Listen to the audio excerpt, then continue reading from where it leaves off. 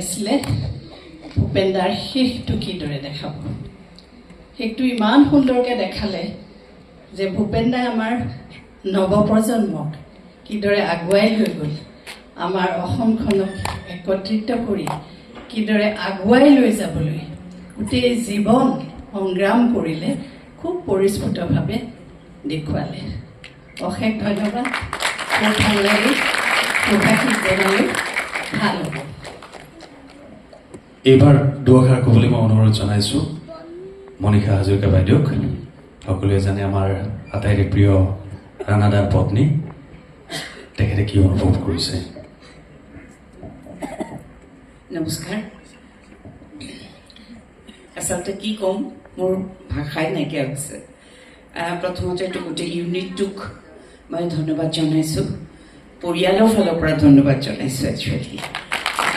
কাৰণ আমাৰ বাইদেউ কেনেডাৰ পৰা আহিছে, ৰুবি বাইদেউ, স্তুতি পেটেল দেখুৱাইছে ধ্ৰুৱই ৰবীন্দ্ৰ ভৱনৰ অনুষ্ঠানটো চাগে নহয়, বাইদেউ আছিলে। বাইদেউ আজি কৈছে তাকে, মই চাইছোঁ, তুমি চোৱা নাছিলা নেকি? কৈছোঁ নাই চোৱা মই, সেইকাৰণে আজি মাতিছে, মই যাওঁ। ভাল লাগিছে, খুবেই ভাল লাগিছে। আৰু নিজকে দেখি থকাৰ নিচিনা লাগিছে। আৰু ঘৰৰ মাজত মই কোন কেতিয়া কি কৰিছিলোঁ, কি নাই কৰা, আমি আলোচনা কৰি আছোঁ। স্নিগ্ধা বহি আছে তাতে, স্নিগ্ধা, মই আৰু মঞ্জুলা বাইদেউ, আমিকেইটা তিনিটাই কৈ আছোঁ, এইটো এনেকুৱা হৈছিলে, এইটো তেনেকুৱা হৈছিলে, তেনেকুৱা আৰু গোটেই পৰিয়ালটোৱে ইমান সুন্দৰকৈ প্ৰেজেণ্ট কৰা হৈছে। সেইটো আটাইতকৈ মানে মই ভাবোঁ টান কাম।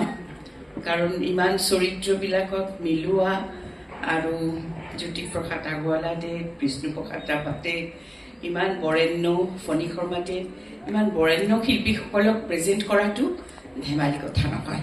আৰু মোৰ খুব সৌভাগ্য, মঞ্জুলাটো পাইছেই বাৰু, অভিনয় কৰিছে একেলগে, কিন্তু মই খালি জ্যোতিপ্ৰসাদ আগৰৱালাদেৱক পোৱা নাছিলোঁ।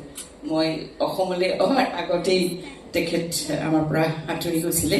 কিন্তু মই বিষ্ণুৰাভাদেৱকো পাইছোঁ, ফণী শৰ্মাদেৱকো পাইছোঁ। ভূপেন্দাৰ চিনেমাবিলাক কলকাতাত যেতিয়া শ্বুটিং হৈছিলে, তেতিয়া তেখেতসকলক মই লগ পাইছিলোঁ। এইটো মোৰ কাৰণে খুব ডাঙৰ এটা সৌভাগ্যৰ কথা। আৰু কি ক'ম, মই এনেকুৱা ধৰণৰ প্ৰচেষ্টা কেনেকৈ শলাগ নাজানো, আকৌ শুনি আছোঁ বা কথা পাতি আছোঁ ধ্ৰুৱৰ লগতে, বোলে জয়ন্ত হাজৰিকাও হ'ব। হৈ গৈছে নি? ৰেডি? বেয়া, তেতিয়াহ'লেতো আৰু এবাৰ সুযোগ পাম ভালকৈ ধুনীয়াকৈ চাবলৈ। এনেকুৱা ধৰণৰ এইটো একচুৱেলি ফিল্ম লাইক এটা বস্তু, সেইটোক মঞ্চত কৰাটো বহুত টান, বহুত টান, বহুত টান।